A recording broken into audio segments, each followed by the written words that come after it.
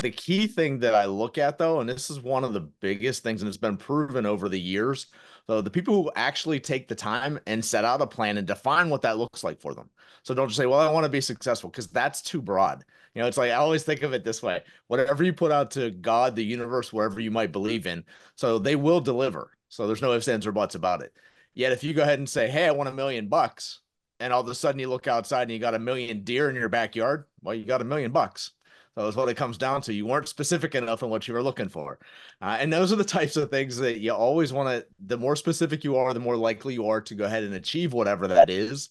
Welcome to the Builder Hacks Podcast, your go-to destination for cutting-edge strategies, time-tested systems, and invaluable insights to revolutionize your construction business and elevate your life. Join your hosts, Nate Piper and Keith Meals, seasoned contractors who are not just in the trenches, but are also pioneering the future of the industry through Concord University. In each episode, we dive deep into the minds of the industry's most accomplished building professionals, uncovering their secrets to success and sharing actionable tips to help you thrive. Whether you're a seasoned veteran or just starting out, our goal is to empower you to build a brighter future for yourself and for America. Tune in, level up, and let's build a better tomorrow together. This is the Builder Hacks Podcast. Build your future, building America.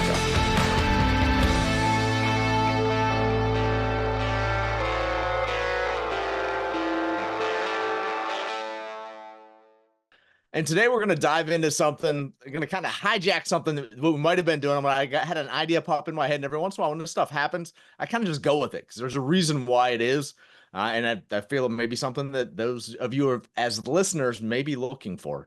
And that's one of those pieces that we dived into. And it's how do we go ahead and achieve success? And when we're talking about success, so this can be in the construction field if this is something you're looking about getting into. It can be in business in general. So it can be just in life. Because the thing is, everybody thinks that there's such different pieces as we go ahead and look at these. Like each one of these things has different areas. Well, there could be some different pieces inside of them, some different key tips. So inside each area, yet there are some principles that go across all of them. And I think that's huge to share. So especially as we get some of the younger people in listening to this, so they're like, they just don't know what to do and they've never really been exposed to some of these things before. So that's what I wanted to get into. So Nate, you ready to go for this today? Absolutely. Awesome. So whenever we talk about success, I guess, one of the big things we look at when we looked at is how do you define it? So for you, how do you define success, Nate? Because this is literally going to be a different definition for everybody. Yeah, that's a great question. Success for me is, well, it's kind of a combination between um, accomplishments and kind of reaching goals, right? And I guess that's kind of the same thing. The accomplishment is the goal that's set forth. And I'll give a prime example. A few years back, I went on a hiking trip where we went to Africa and went and hiked Mount Kilimanjaro, and along that path, we saw a lot of people getting care flighted off, and it was tough. It was strenuous. We went up to 19,000 feet, and it was multiple days of hiking and all that. But there's people that just wanted to make it to the top to take a picture, and there's other people that are just there to enjoy the journey. And so in that success, it was, okay, what is the accomplishment? What is it that you're trying to do here? And for me, it was more about the journey and just being there and kind of experiencing the day-to-day activities. And I think that kind of goes into how you define it. I think everybody has to define it for themselves. But for me, success is really most the accomplishing the journey that you're setting out to do. And so in business, I have goals, but those goals aren't really like the destination point. They're just stops along the way, and it's kind of like a measurement to see how far we've come and kind of like project and look back, but Mhm. also kind of like where we want to go. And in my personal life, it's all about my family and my kids and how to raise them and what success looks like for me and what success looks like for them. I know there's a bunch of parents that are, excuse me, have their kids in sports, and they always want their kid to be a phenomenal athlete, and they're pushing them as far and as hard as they can. And sometimes they might push them a little bit too far where they don't like the sport anymore. And so for me, my family is like, okay, what did you get out of this season of your life where you got to play and experience and do? Was it joyful? Did you have fun? Did you learn something? And that's kind of how I measure success there. So I think success can be measured in a multitude of ways, but I don't think it's clearly defined uh, all the way through to just one thing. I think it's individual. Um, so there you go. And I definitely agree with that as far as that part goes. And it's one of the key things to look at because there's so many times where you'll hear people, whether it's, people on podcasts like this that are the ones doing the podcast. So whether it's the people that you look up to, whether it's, if it's in business, whether it's business, other business owners that you meet. So everybody's goal and their definition of success is something that's entirely different. And this is the great thing about it because you can go ahead and define it however you want to. The key thing that I look at though, and this is one of the biggest things, and it's been proven over the years, though, the people who actually take the time and set out a plan and define what that looks like for them. So don't just say, well, I want to be successful, because that's too broad. It's like I always think of it this way. Whatever you put out to God, the universe, wherever you might believe in, so they will deliver. So there's no ifs, ands, or buts about it. Yet if you go ahead and say, hey, I want $1 million, and all of a sudden you look outside and you got 1,000,000 deer in your backyard, well, you got $1 million.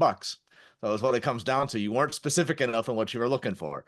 And those are the types of things that you always want to, the more specific you are, the more likely you are to go ahead and achieve whatever that is. And it's going to be individual for you because some things are going to make you feel awesome. So, and make you feel that fulfillment so that you got from achieving it. And then there's going to be other things for other people. They're like, well, that doesn't work for me at all. It's not my thing. Nate talks about his family, and there's lots of people in today's world that either past that point with their family or in a different stage of life with their family. So Nate still has kids at home. At our house, Paige is out of the house. So she's been out of the house for a couple of years now.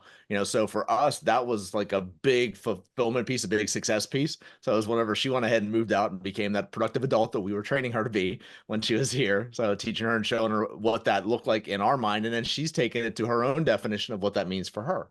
And that's the great part about it is this is very specific. So no one else can be or map out the exact thing that's going to be success in your life.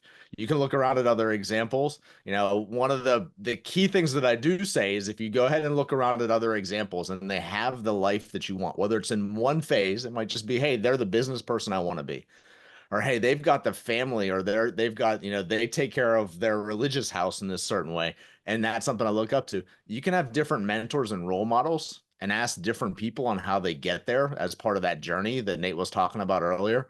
Because just like anything else, I mean, you've got that mentor that's there to help you lead down that path. It's the fastest and easiest way to do it, but it can be a different person because someone who's really successful in business may have a horrendous personal life.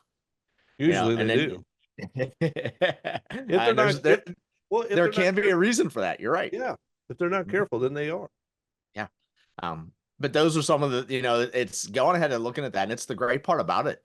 So as you get to define what success looks like for you, so what that fulfillment is going to be for you, yet sitting down and defining it, I think is the key. And that's always step one with whatever I do.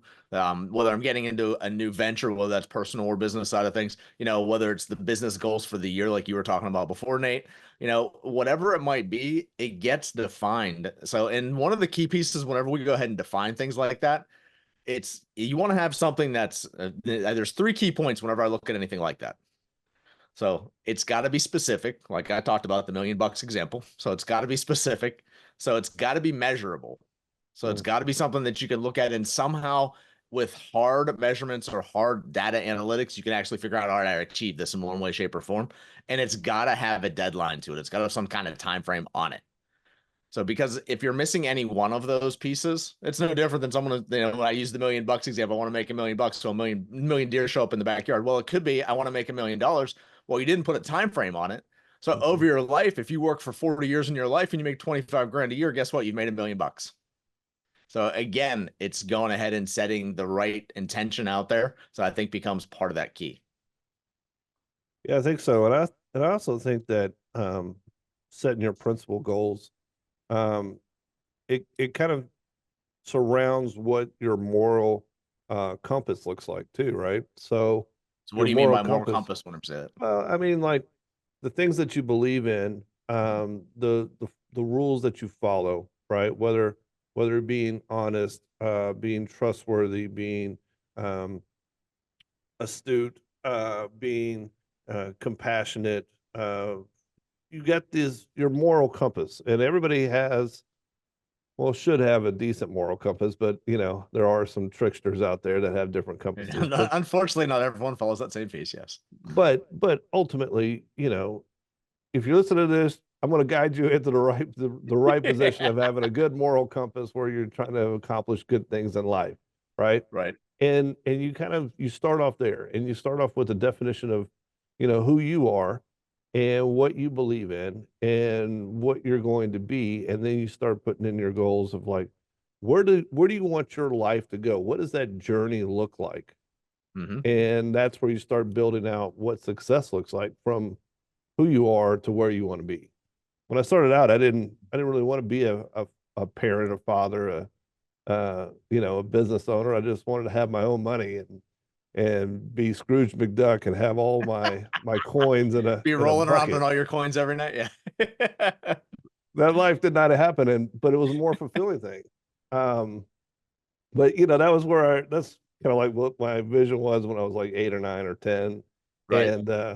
and it kind of grew, and now my success has changed, or my definition of success keeps changing. Right. But I think it starts off with like who you are, what you believe, and where you want to be. And so, And I think those are key pieces. And one of the big things that you'll see. So, and I think like the pieces that Nate's talking about right there all work together so well because the challenge is people will go ahead and set a goal. And let's say they set a goal to, hey, I want to go ahead and I want to make $1 million this year. That's what I want to go ahead and net. So it's what I want to have in my pocket.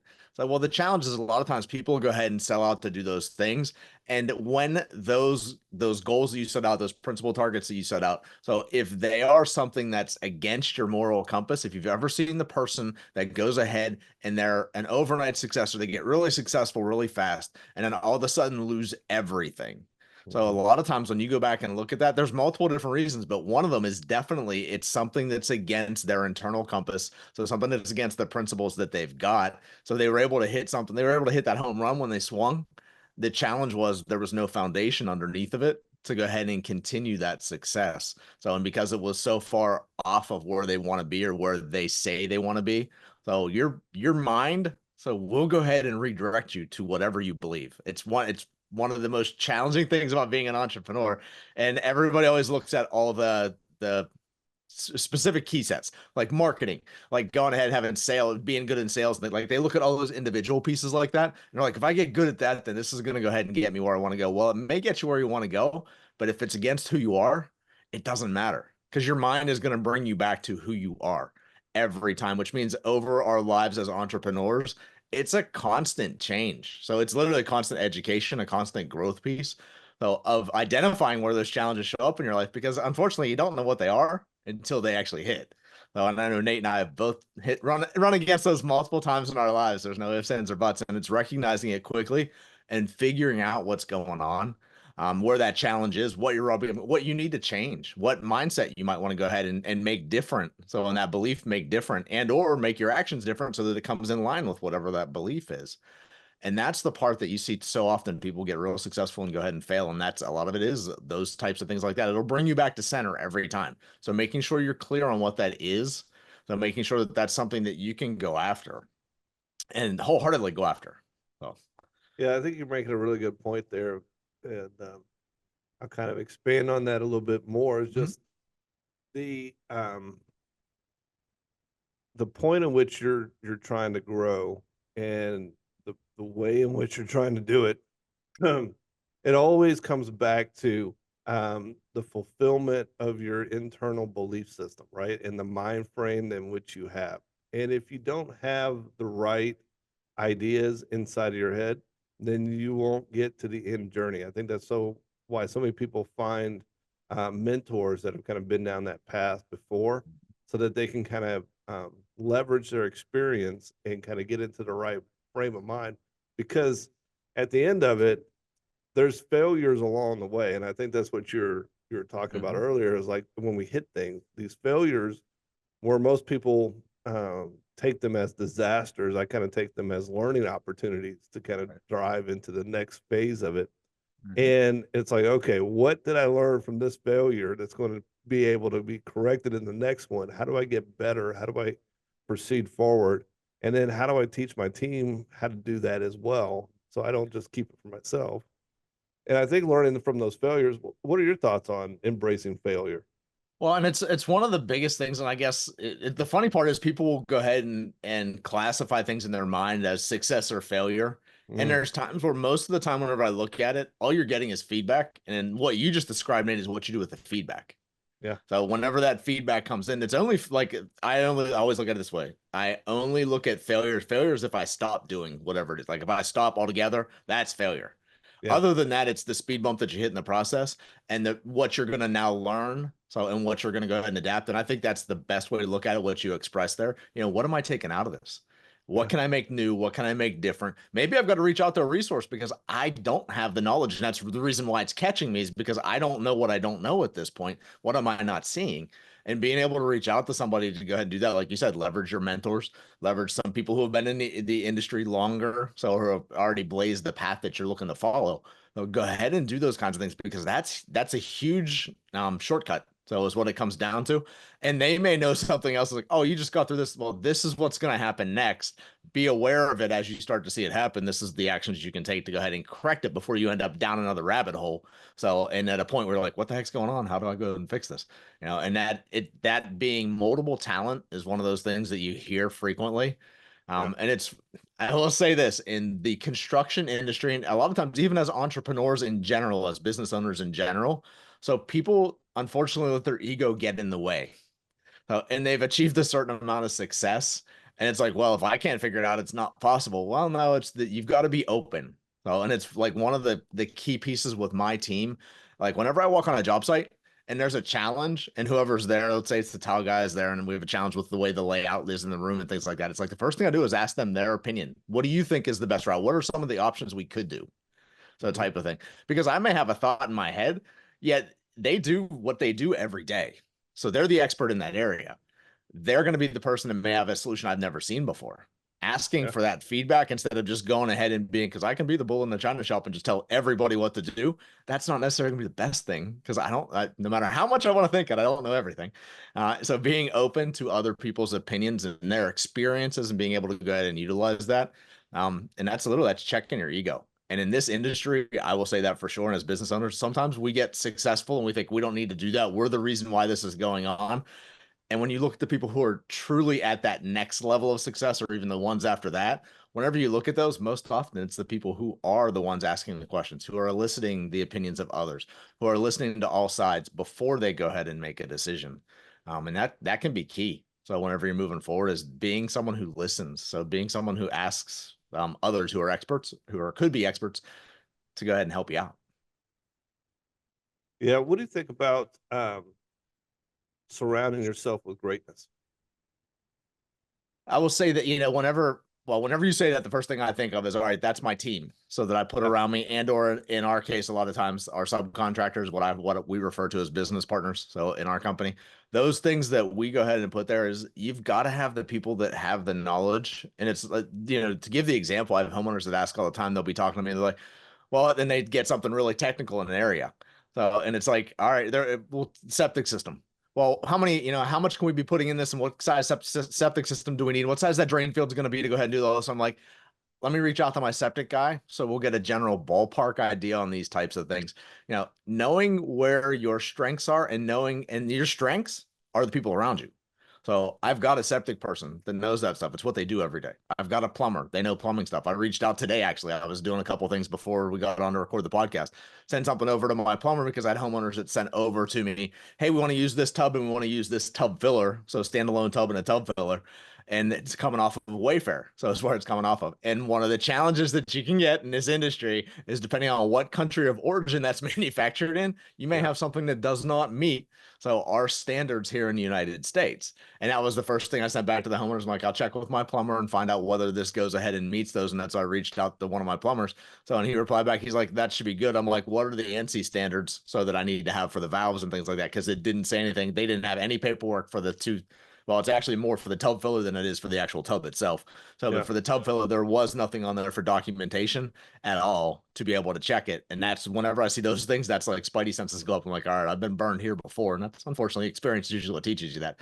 But I reached out to him because they know, and having those people around you is key. And it's like Nate and I provide that for each other as sounding boards. I mean, it's one of the reasons why, one of the reasons why we do this. So, but B, like we have a call once a week where it's just Nate and I, and we're bouncing off basically how our week went. Now, Yeah. some of it's strategy planning for what we're doing on this until I throw curveballs and say, no, we're going to do this whenever we get here to record the podcast.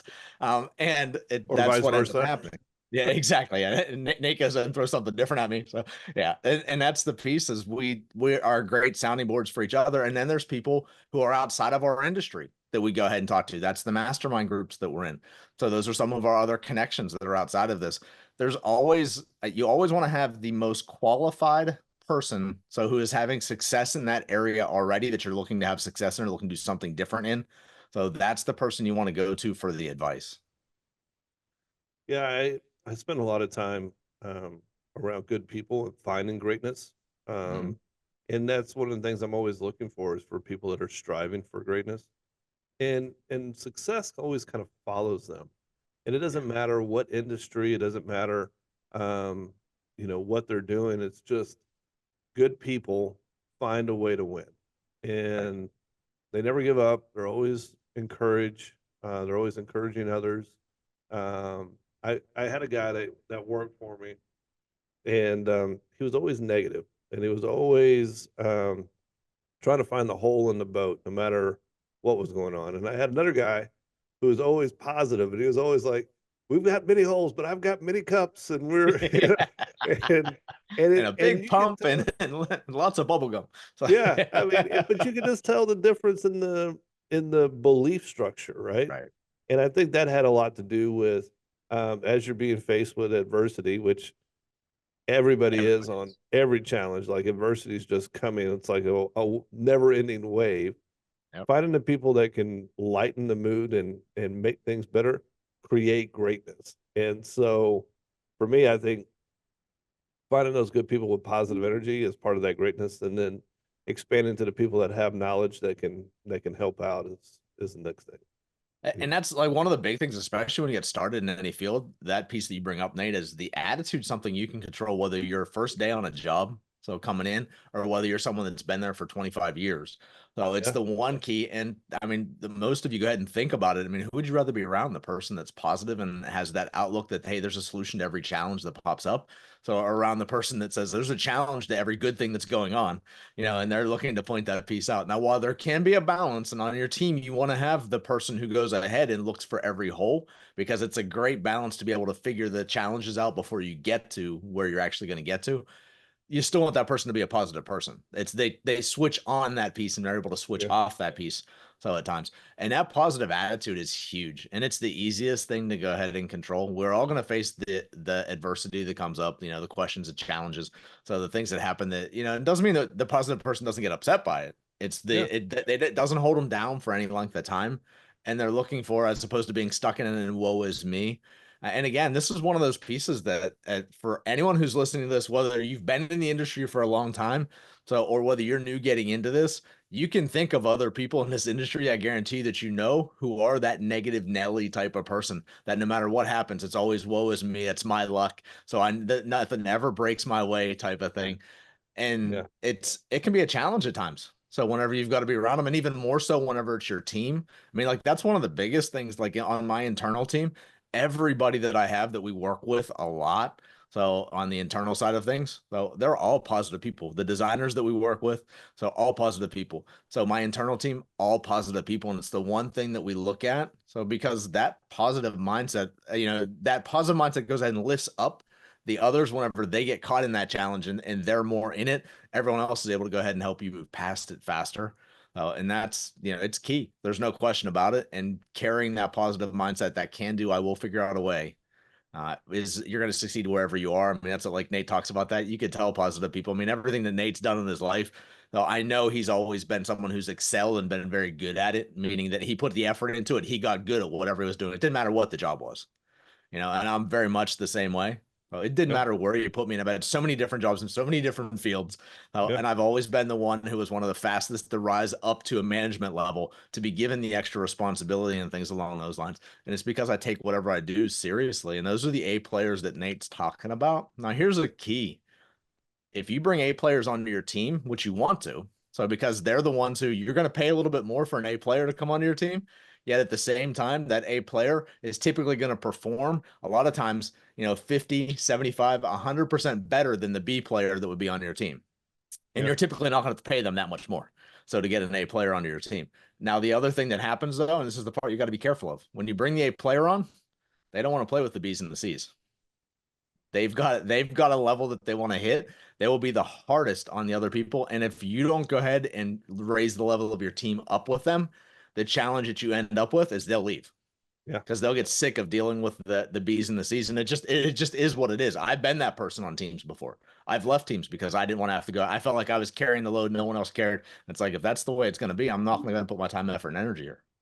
Well, and it's either and it also happens if you're the owner of the company or not, or if you're the Yeah. manager, or on all different Mhm. various levels. Like A players want to play with A players, and B's and C's want to play together, but they Yeah. all want the A players, but they all want to Mhm. complain why they don't have A players instead of trying to become A players themselves.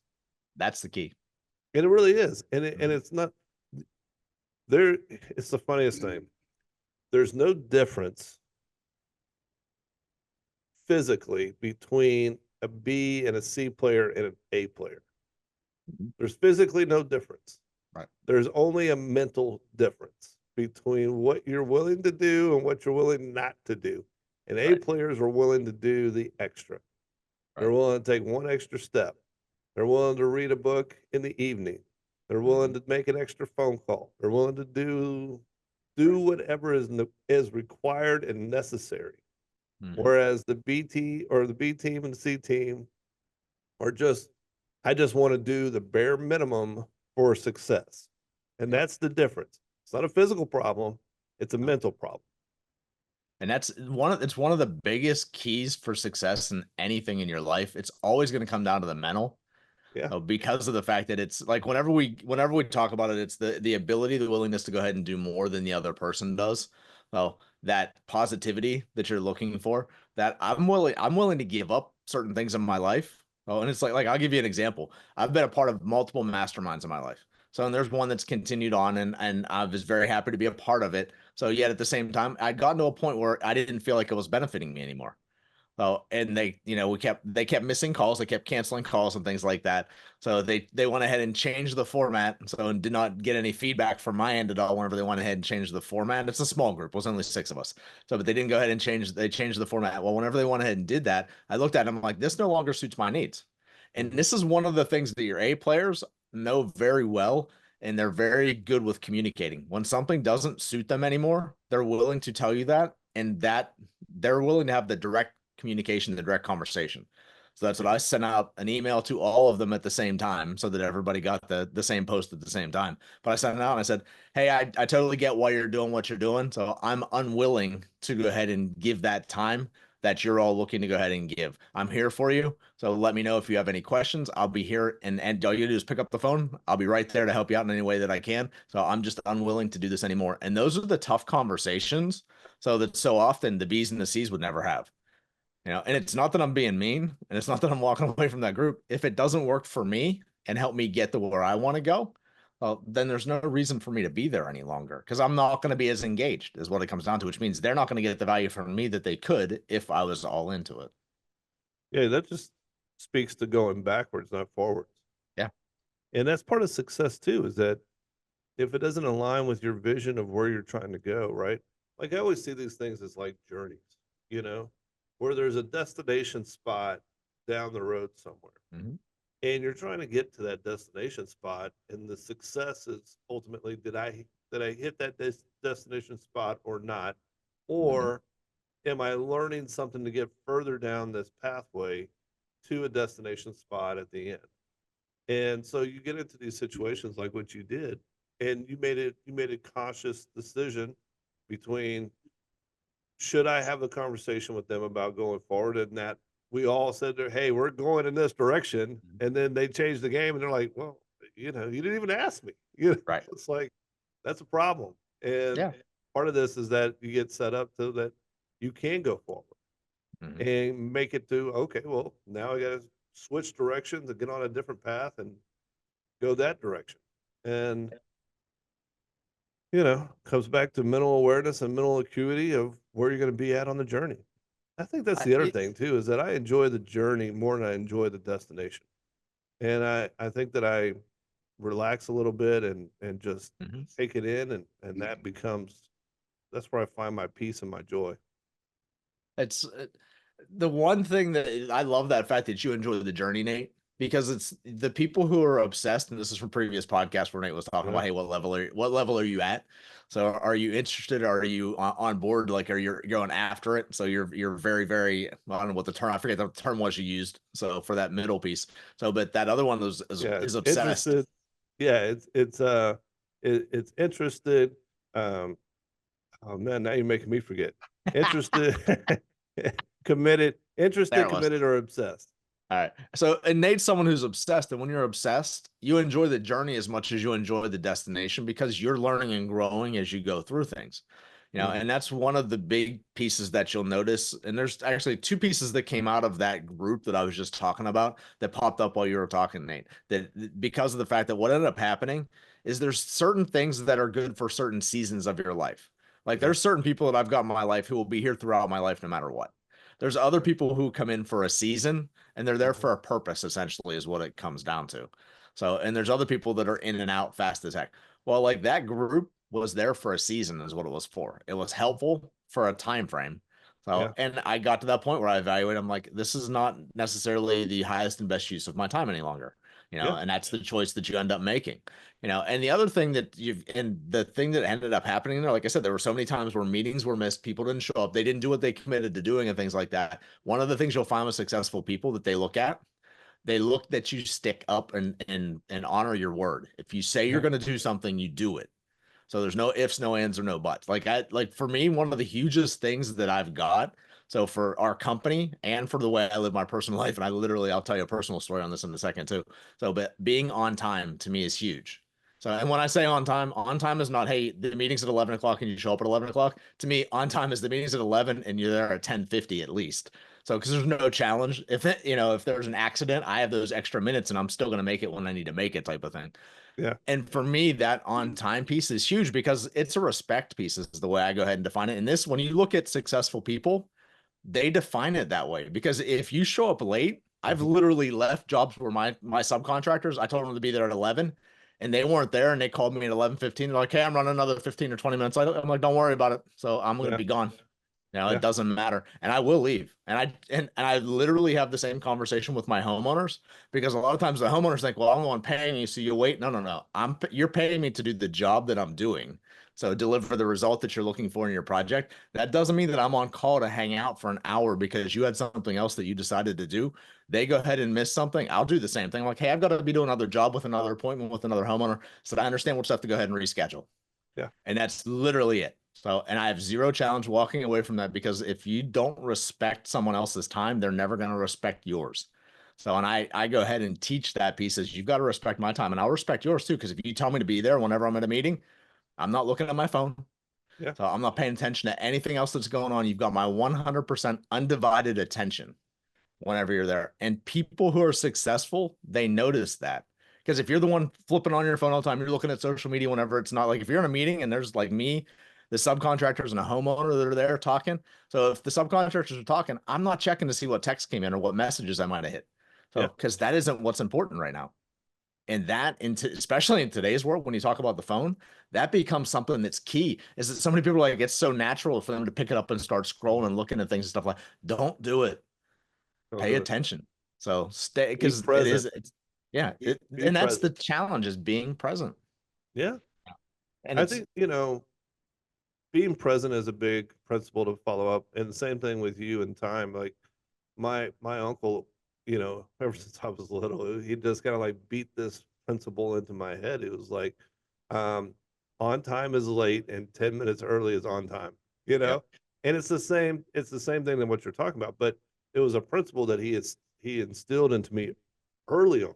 And even to this day, I'll call him up or whatever, we'll have a meeting time and we'll joke if I'm like 8 minutes before time and he was like, "Oh, you're late. That was supposed to be Running 2 late minutes today. ago," right? Yeah. We're constantly going through this stuff. And but that's a principle, right? And being present, not having your phone out, that's a principle. Communication, that's a principle. I mean, there's all these different principles that kind of come along with being successful that if you do not take um, responsibility for them and hold them with the utmost respect, then you just become part of the team that just kind of flunders around, and then your success. Uh, so backing up a little bit, if you have a network of people that are all doing the same thing, you become part of that network, right? But if you're not doing what they're doing, then you're not going to be a part of their network.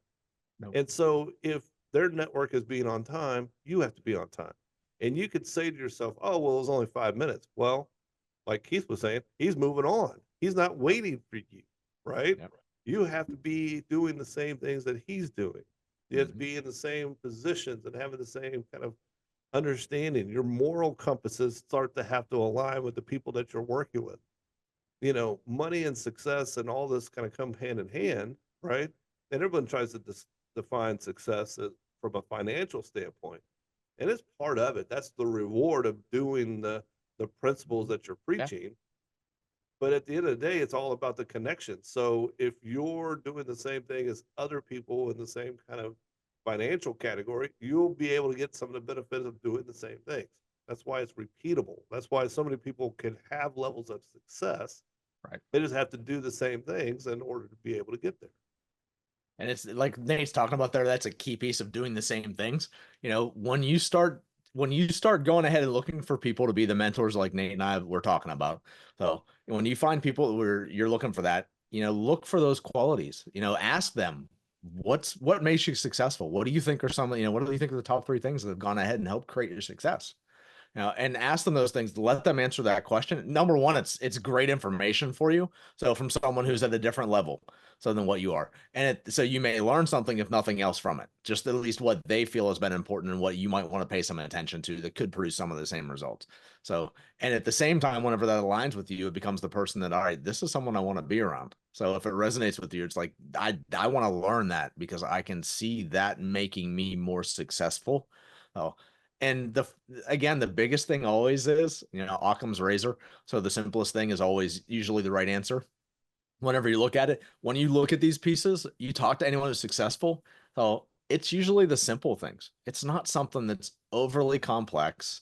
Like I talk about being on time. It's the name of our companies. So and the homeowners that go ahead and call me, they're rating me based on that.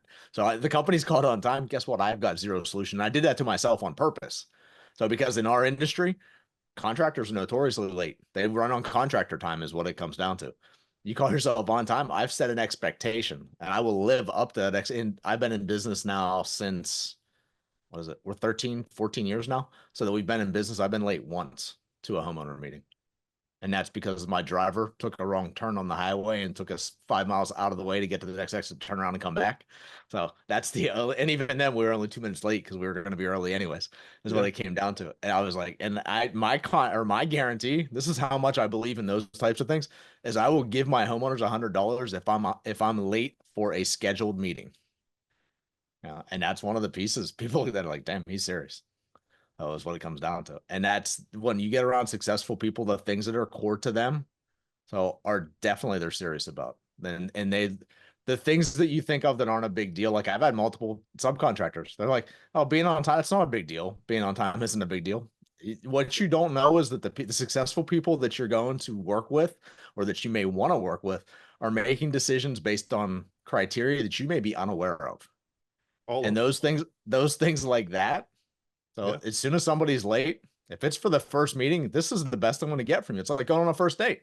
This Yeah. is the best you're going to look. This is the best you're going to be dressed. This is the best you're going to act. And if that doesn't work for me, then why am I going to go ahead and see how it ends up in 3 months? Yeah. So I've already made decisions. I'm already done. You're not working for me. I don't care. Doesn't matter what your price is like. Doesn't matter how good of a tradesperson you are. If you can't hit the important things, so because that's what I preach to my homeowners, to realize that you're always being evaluated. So whenever those things are going on, and that's why asking those things, hey, what are the, especially if you're working with somebody, what are the three things that you think are critical to be successful? Because if you know what those are, now you know what to be able to hit, and if that's congruent with you, it makes it a lot easier working relationship than it does if you're attempting to guess it. So then maybe making evaluations based on criteria you're very unaware of, which is, challenging for you at times. Well, what do you think about giving more than you take, creating win-win situations? It's funny because whenever you say that, I've seen so many people in this world, whenever they negotiate, they'll come and they're like, yeah, I won that negotiation. Well, how'd the other person do? Yeah. I don't know. All I know is that I got the best of that deal.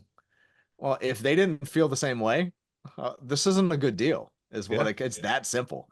Everybody should get, in every interaction, the goal should be both parties walk away happy, or all parties walk away happy if there's more than two. Everybody walks away with a reasonable assumption or reasonable feeling that they're good. They're happy they're doing this. It's like one of the things we talk about all the time. There's projects that come in and things like that. And there's projects that come in and some of the people look to go back and forth. So on pricing and things like that, as soon as they start pushing too hard, where I think it's not worth it, they're going to try to go ahead and nickel and dime every piece, and this is going to be a fight the whole way through. We step back. I won't do the project. Now it's nice because, and here's the piece I got to remind you: if you're new getting in this industry, you may not be able to do that because you're looking for the cash flow coming through the door. So Nate and I are at a different phase in our businesses where if someone's going to be too much of a headache, it's not worth it. So we'll just go, nah, it's not the right project for us. And I've done that, and we'll just step back, and it's not a big deal. But knowing where those pieces are, I look at that piece, especially when it comes down to it, well, is too many people, the people who are looking to make sure that you got something out of it and you're happy with it are the people that are going to be fun to work with. You're typically going to have a good relationship with and everyone's going to get the result you're looking for because we're all pulling in the same direction. Yeah. When you're getting that person who's looking to be the only winner or the big winner, so then the challenges of coming in is that it's going to be very short lived. Oh, there's going to be challenges. Things are going to pop up. There's going to be friction guaranteed. It's just a matter of when the friction is showing up. I I don't look to get involved in any kind of relationship, business or personal. So where I know there's going to be friction, I'm too old for that stuff. I am not dealing with it is what it comes down to. Yeah. What's your thought on that, Nate? Well, my thought is that you have to create win-win scenarios in order to have success, right? Because if it's only one direction, like you're talking about, that's winning, or they're bragging, oh, I won that negotiation, or I got over on this person, right? Right.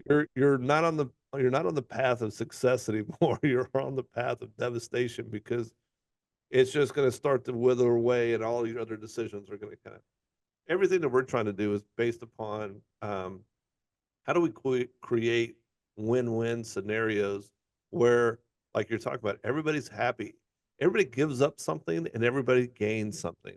And Right. in those two pieces, um, there's a path forward, right? If one person is moving forward and the other person is moving backwards, well, it's going to happen on the next one, and then the next deal Right. that you come across, you're probably going to be on the losing end, and somebody else is going to be on the winning end. So Yeah. you have to be able to come back to the center to be able to have, win-win scenarios where, somebody might get a little bit more money and somebody might get a little bit better outcome, right? And so there's always win-win scenarios, and I think people need to be looking for them if they're going to have success. I mean, it's what, like, for me as an owner of a building company, one of the big things that we go ahead and look at is with our business partners. All the time I hear from my homeowners, well, did you bring three people out to go ahead and price this? And are you getting me the lowest price? Yeah. So the first thing I explain to them is we've got a core team of subcontractors, business partners that have been with us now for over a decade. So they are very good at what they do. They give me the result that I'm looking for in the way that myself and my homeowners are looking for consistently. So Mhm. there's a price that goes into that. There's an investment involved in that piece. So no, I don't price. Do I go ahead and price out all of my people every once in a while? Yeah, I want to make sure we're still in the market and they're not going ahead and Yeah. overcharging me. There's no question about it. Yet at the same time, I'm not going to send it out to three different people. I'm not going to go ahead and choose the lowest cost person because guess what? When you choose the lowest cost person, there's a couple different things that can happen. They may be the lowest cost because they provide the lowest level of service and the Yeah. least quality.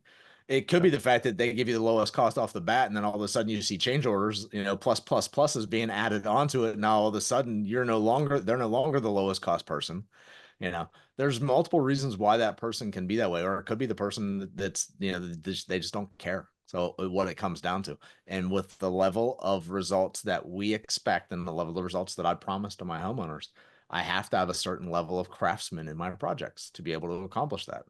And I'm in their cases, I'm not looking, I tell all of my subcontractors, I'm like, I do not go ahead and come back and beat you up on price. If I think you're high, I'm going to tell you, hey, I think we may be a little high on this. Yeah. Is there anything that we can go ahead and do? So, or is it just that's where we're at this point? And that's the thing. And there's times where they look at it and go, well, all right, maybe we could go ahead and knock, some of this money off of that, or maybe we could do this in a different way. If we don't do an extra trip to come back for this and we can hit this in one trip, we can go ahead and bring that investment down. They'll give us ways to go ahead and help out, which helps out the homeowner, which helps out them because they get the job, which helps out us because I deliver the result and everybody's happy. So, and like that's the way you look at it when you negotiate, is how can you have it work for them? So Nate talked about it. I give up something. All right, maybe I wanted 2 trips, but we can figure out a way to make it work in one. Yeah. And that may mean that I've got to go ahead and we have to inconvenience my internal team a little bit, because we may have to do a couple of small things to make Yeah. that happen effectively. Well, I'm gonna switch gears a little bit.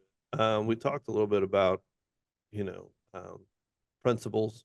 We've talked about energy. We've talked Mhm. about um, mentors. We've talked about, um,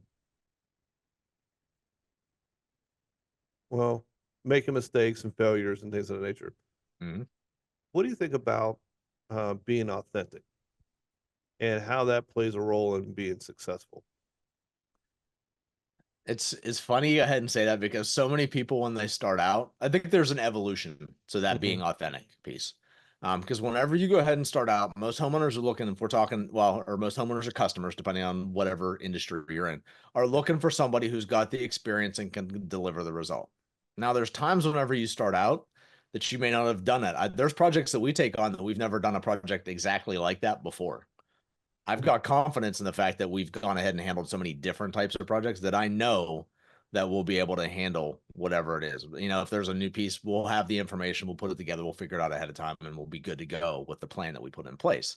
When you first start out, there's that doubt, and that authentic piece is one of the things that I go ahead and look at. It's like whenever I first started out, there were projects that I took on I had no idea about.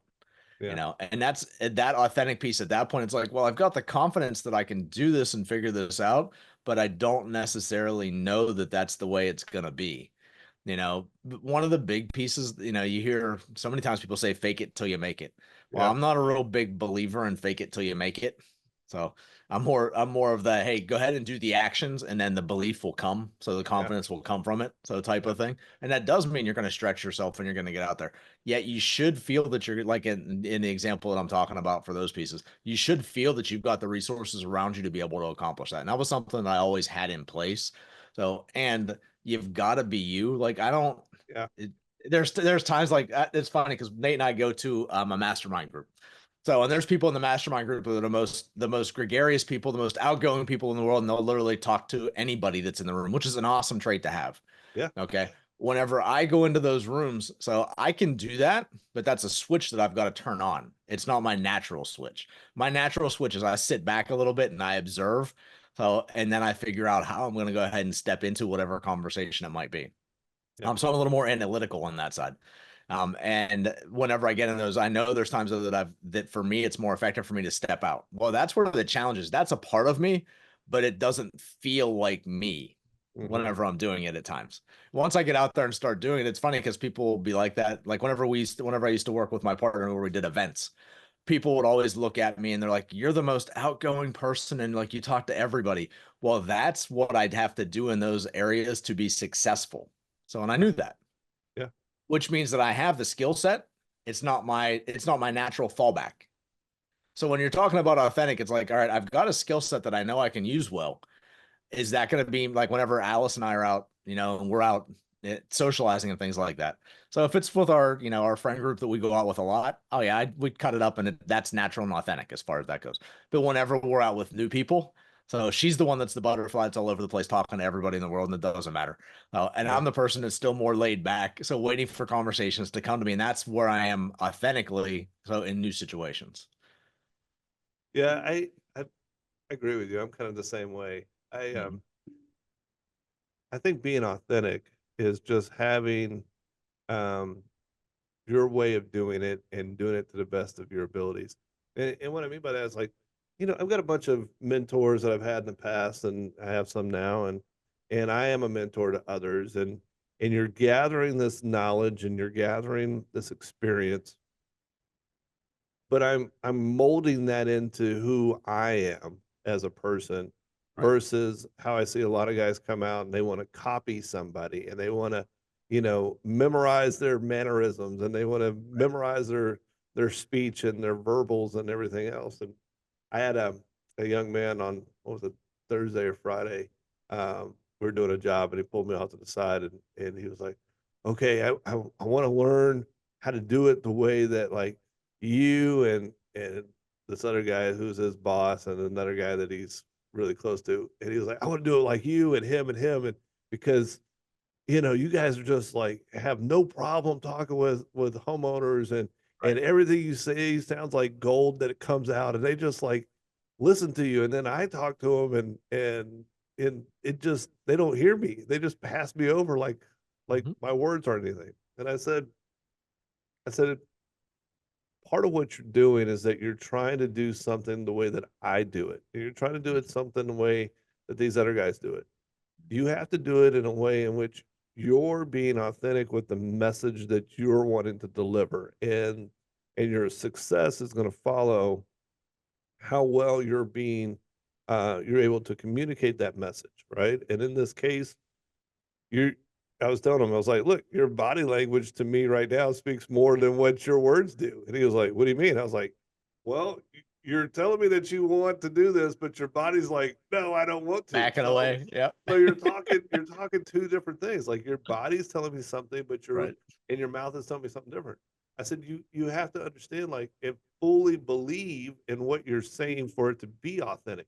You can't just read a book Yep. and somebody says X, Y, and Z, and then you say X, Y, and Z and not really believe it, and it becomes authentic.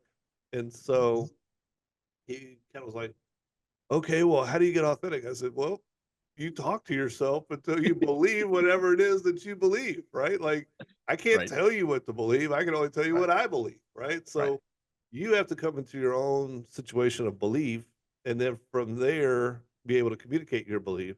And that's where authenticity comes from.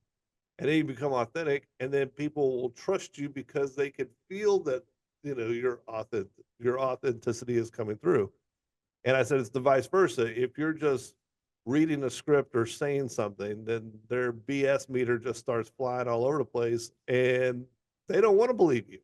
And Right. so I think that's the part of the being authentic that comes back to mind for me, and kind of like the things I like to talk to these guys about being is just Mhm. being in the moment, but saying something that's true to you that's going to be, impact. And it's like the example you gave there, Nate, where he's newer, he's learning. One of the things I always look at whenever you're newer and learning, you've got to take in the information. So it's good he's asking Yeah, the questions yeah, of how do you get to this? How do you, if he's looking for things like reasoning, well, how did you come up with that decision? Where did you come up with yeah. that answer from? Those types of things.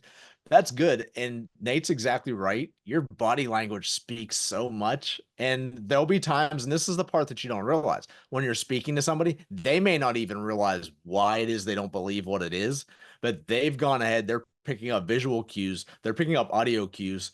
So they're watching those pieces and hearing those pieces and realize that, all right, that's not quite something doesn't feel quite right. Is literally if you've ever had that feeling before when you've been talking to somebody. So when you've been doing something, it's like there's just something that seems off with Hmm. whatever's going on right now.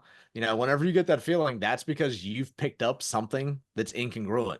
So between what they're saying and what and how their body's actually physically reacting to what's being said. It's always funny because we used to whenever I did coaching with the person I used to work with, one of the things we used to do at one of the events that we did is we would have them go up in front of the group and stand there and they weren't allowed to say anything. They had to stand there for feedback. And you would see people moving that said, "Oh yeah, I'm perfectly fine in front of a group," and they're fidgeting. They're on one foot. They're leaning back. So someone gives them feedback and they lean back. It's like, all right, well, you didn't believe a word that we just said. And it's like all Yeah. those little things like Yeah. that people don't realize are going on in every minute of every day. And there are some people that are very good at reading those visual cues. I mean, actually, you look at it like investigators, police officers, so things along those lines. A lot of times, HR people, so that you're working with when you're coming into companies and things like that. So, or anyone who's been a successful business person, typically whether they've actually worked on it and consciously went after learning that, or it just comes natural to them. So, which some people it does. So either way, they're aware of those pieces. And like in my main demographic is people who are typically so high earning professionals. So is who we typically work with as far as the renovations that we go ahead and do. Well, those people have been through it, they've seen it, they've either learned that piece or have that naturally. So it's like whenever I go and talk, and it's the same thing. They're like, that's what Paige will say to me. She's like, you always seem to have the right same thing, like you said. You always seem to have the right thing to say, and they always seem to be like right in step with you and moving forward with a lot of times with what you're going ahead and suggesting. So, and I'm like, I said, Paige, you do realize I said sometimes all I'm doing is using the education that I've got and coming up with an answer that I've never done before, but this is what we're going to go ahead and do. And it all comes down to how you go ahead and present that piece. Yeah. And the confidence that you go ahead and say it with, and people will buy the confidence that you put out there. And when you're new, I get it. You don't have that confidence because you don't have that scope of knowledge to be able to go ahead and rely on. Finding out those pieces though and making them yours. A lot of times, whenever people start out, you do sound a lot like somebody else. Whenever you're going ahead and learning those things, it's all right. I want to take the information and how do I go ahead and express it that it's me saying it, that it's not Nate saying it, it's not Keith Yeah. saying it, type of thing. And that imitation piece, I know whenever I first started doing sales, because that was part of what we did as far as our events go. So for the back of the room sales, whenever I started doing that, I was very much the person that I learned from because Yeah. I had never done sales before. I mean, it was very much methodical the way I ran through things. And that's the way I typically move people through things anyways, is that type of a process. And that would be the thing that I had to learn is that I'd started out doing that. I got really good at it when two things happened. One was it became mine. So I was following the general idea, yet it Yeah. wasn't the exact same words in the exact same way. So I made it mine. I believed in what I was doing. So, and Yeah. that's the key for everything. It's one of the things like people ask about sales. How do you get at sales? I only sell things that I fully believe in, which is one Yeah. of the reasons why I used to kill it when we did events because of the fact that I believed in the results because I saw the results. I was a product of the product. I was one of the original people that got results. So it was very easy for me to have that conversation with people to move them forward in that program because I was that person. I knew the success was there. It's the same thing whenever I'm talking to homeowners. I know I've delivered it so many different times that Yeah. there's zero hesitation. So it's all full force straight into it. And they feel that piece. They're like, oh, well, Yeah. he's got this. So Yeah. there's no question about it. And we get called in. I know you get called into them too, but I get called into jobs where people have hired contractors that didn't know what they were doing and partially did the project and didn't finish the project. And the homeowners are like so gun shy at that point because they're like, well, the other person said, and it's like, but they feel it whenever they talk to you because Yeah. you've got the knowledge, you've got the, hey, I see where the challenge was. They did this. We can go ahead and do this to go ahead and fix it. And they're like, you already have solutions. It's like, all right, well, this is the right person to be working with and being able to have that ability to be authentic to you. Everyone's at different stages. I think that's the part to remember on the Yeah. authentic side is that you're going to be at a different stage at a different time, which means your authentic is different than someone else's authentic. So, but keeping that peace in mind and not attempting to overstep where you're at right now, That's I good. think becomes a Yeah. key. Yeah. I agree with that. I think, understanding that it's a process to be able to get to the Mhm. level of comfortability where Yeah. you have the knowledge and you have the experience and I've never been a big fan of fake it till you make it. It was always like, well, I don't know how to do this, but we're gonna make sure that we do it right. Yeah. And Yeah. and I will pull out every trick in the book, and this is my opportunity to do it, or what have you. And early on, I got a lot of success by just being honest, right? Right. And because sometimes they would ask me like, "Well, have you ever done this type of project before?" And I'd be like, "Well, honestly, no, but I've done something similar to this that looks like this, and I think I can do this in a way that it will be um, in your best interest and be able to hit it." And just being honest in that, being Yeah. authentic and being honest right there helped me land more projects. And then the more experience you get, the more confidence you get, the better you'll be being authentic. I don't know why I'm having such a problem saying authentic today, I but was kicking your butt today. it is really on me. But it's one of those things. It's like, I think that's what helps build the confidence, that also helps bring in, um, the success that everybody's looking for. And Yeah, and I think part of like what you were talking about there, Nate, the part that popped into my head was instead of fake it till you make it, believe it till you achieve it. yeah, So it's that's a actually great the way to thing that do it. goes ahead and hits it Yeah. better, because that's exactly what you were talking about before. That conversation you're having with yourself to go ahead and get you to who you are authentically. So it's like you've got to say that enough. I used to do that. I do affirmations is what, especially whenever I first got started in certain things. Like when I first started doing sales, people are like, oh, affirmations are a joke. All right, Yeah. they might be for some. If you don't believe it, it will be a joke. There's no question about it. Yeah. Yet that conversation, like Nate was talking about, it's like my biggest reason for being there at those events was to help help the right person move forward at the event to take advantage of the opportunity that's going to get them to where they want to go. And that would be Yeah. the piece that I would be going ahead and repeating to myself before I went down in the morning, whenever I was getting shower, whenever I was getting ready and stuff like Yeah. that. Like I ran through that, and that was the piece that got ingrained. And as long as I kept that as the principle whenever I was working with people, the right people move forward. So, and those who didn't, it wasn't the right time for them, and this wasn't the right opportunity in either way. So I'm okay with that piece. Yeah. I think that's probably the key too, is like, not everything is going to be perfect along the way, right? Right. You're going to be faced with these challenges, and sometimes they'll be right and sometimes it won't be. You're gonna have to say authentic on a podcast 13 times I and know, go it's ahead like, and mess it here up we 12 of the go. 13. But that's what we're talking about, right? It's like, let's Exactly. make fun of each other right here, right now on a podcast and smile about it. It's like, that's it. How can you get more real than that? And that's literally it. And we fumble our way through lives at times. Yeah, That's part of the process. it is. And being okay with that. Yeah, it's all you can do is what you can do. And sometimes that day is there's days that I come home and I'm like, that day just kicked my ass all day long is what it comes down to. And I'm happy to be home at this point, because it's just like tomorrow's got to be better. So because there's no way that it's going to do this again. Yeah, and it It- typically doesn't. So. yeah. There's never 3 days in a row. No. So, yeah. But yeah, those are just and actually that way to look at it. When successful people, they look at those pieces that way, is that even when you're having challenging days, knowing that, all right, I always look at it this way, and this is one of the key frameworks that I've got for that. When I'm having challenges, it's what am I supposed to learn from this challenge? Because it's typically I've got a skill deficit somewhere Yeah. of something I've got to go ahead and take in. And I may have seen the same type of challenge before, which means that I haven't figured out what that right thing is yet to go ahead and do differently. So to go ahead and get past. And that, I think, is one of the hugest things for people who are successful, is they look at that when you're having challenges, especially if it's a challenge that repeats itself. Every once in a while, there'll be, hey, you got a flat tire. All right, well, I drove over something. That just is what it is. There's nothing for me to analyze there unless I drive over nails every day on purpose. Then it's like, well, maybe you ought to stop driving over nails. But in that case, that's not typically what's going on. But if it's the one-off thing, unless it's huge, I don't worry about it. But when you start seeing the same thing come back around and back around and back around, all right, I've got to learn something to take that next step forward. What do I need to learn? And that can be something that in the beginning, I'll be the first person to admit I was not good at that piece. I was like, why is this happening to me? This is so ridiculous. And as you gain a little more experience, a little more perspective, for me, a lot more personal development on that side of things. As I got better with that piece, I was able to actually step back when it's happening. And I'm like, all right, what's going on? What do I need to see in a different way? How do I need to move forward in a new way that's going to get me the result that I'm actually looking for? And unfortunately, there's nothing to say there's no immediate way to go ahead and get to the success you want. It is a journey, like Nate's been talking about.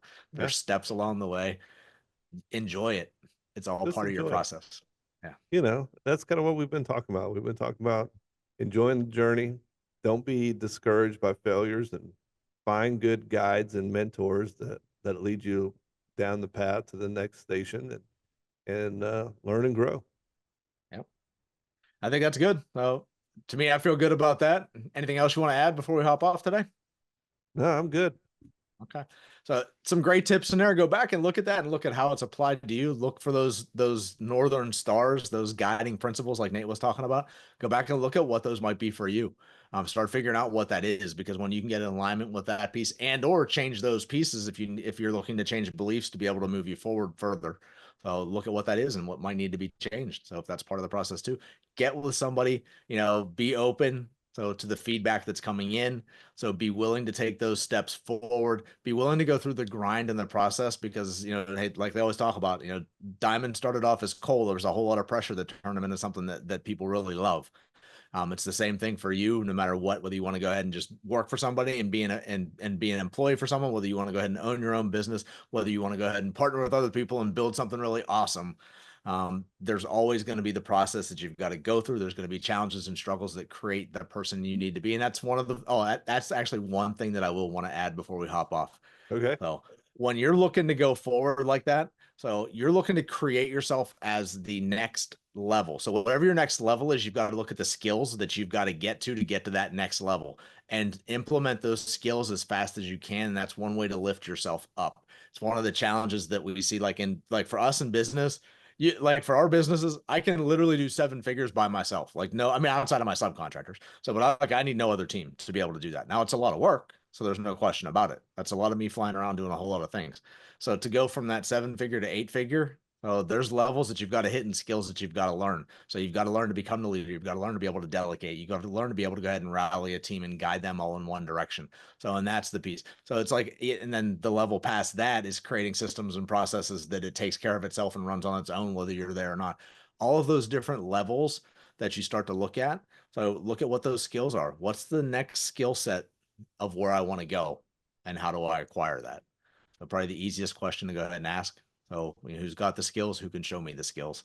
So, and then how can I make that mine as quickly as possible? Anything else? I think you hit it on the head. Find the right guy. Perfect. Believe in yourself. It's key. Both of those are key. There's no question about it. And keep moving forward. That's the biggest thing to be able to do. All right. Like the one request that we always have, like this and share this. So if you've got someone who would love to hear this, would love to hear about this process, so wants to go ahead and learn more, especially about stuff in the construction industry, any of the trades, so owning a construction business, share this podcast with them. We would love that. Leave us a comment. So go ahead and like this podcast. All those types of things help us out immensely. So if you're looking to go ahead and get involved, obviously Concord University, which I'm sure you can find a link in the show notes. So about that, if you're someone who's looking to get in the industry, hop on there and find out what we can help you with in that process. Have an awesome week. We'll talk to you soon.